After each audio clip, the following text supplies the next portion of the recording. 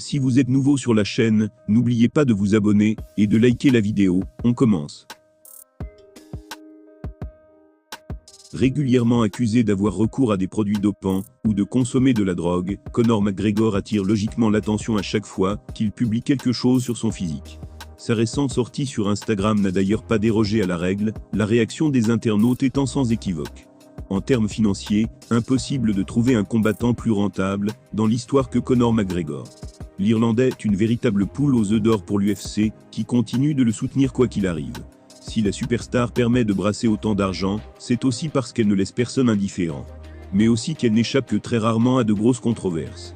Que ce soit en agressant verbalement ses rivaux à l'UFC, ou en dépassant les bornes pour tout, et n'importe quoi sur les réseaux sociaux, l'intéressé est toujours au cœur de l'actualité. Un bas buzz reste un buzz, diraient certains, et à ce jeu CMG est clairement passé au rang de maître. Depuis des mois, c'est surtout son physique qui prête à polémique, puisqu'on l'accuse d'utiliser des produits illicites.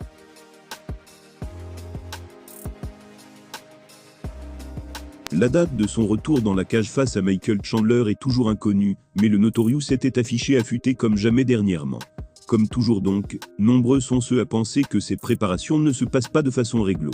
Reste que malgré ses 2 ans d'absence suite à sa blessure au tibia, l'ancien champion des poids légers à l'UFC semble en forme olympique.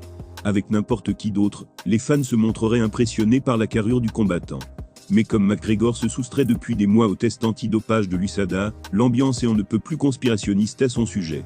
Pour certains, ce ne serait d'ailleurs que de la mise en scène, puisqu'ils ne croient pas vraiment à un retour du natif de Dublin. Avec lui, on ne sait jamais. Voilà quelques rectifications des internautes. Que de l'équipement, pas de combat. Un peu de coq aussi. L'USADA gagne par TKO au 3e round. Prends ta retraite par pitié. Va pisser dans un gobelet Conor, on veut le combat contre Chandler. Même s'il revient de manière triomphante en gagnant face à Chandler, McGregor n'échappera pas aux accusations de dopage.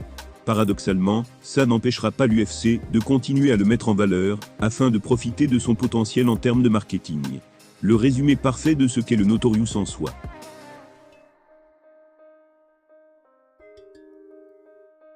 Depuis son départ de l'UFC, il y a quelques mois, les passionnés de MMA aiment se demander si Francis Ngannou aurait pu détruire les plus grands noms de l'organisation. Après le fantasme de John Jones, les internautes se sont lancés dans un nouveau débat avec une immense légende.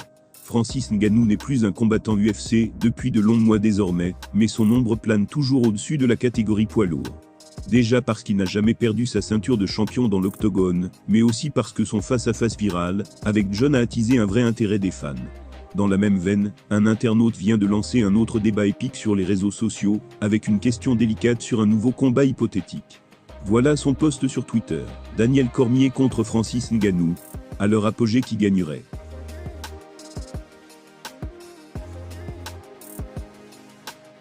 Daniel Cormier, ancien double champion chez les lourds légers, et les lourds contre Francis Ngannou. Qui ressortirait vainqueur?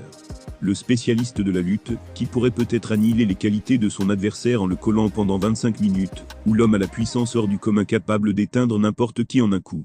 Pour les fans, la réponse semble plutôt évidente. Voilà les réactions. Ngannou par KO au 1er round. Francis gagne. DC va se faire écraser la tête, comme Stipe Miocic s'il essaye de lutter contre Francis à son meilleur niveau.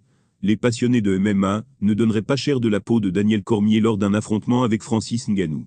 Passé par la case poids lourd léger, l'Américain n'aurait peut-être pas la résistance nécessaire pour encaisser les coups du Predator.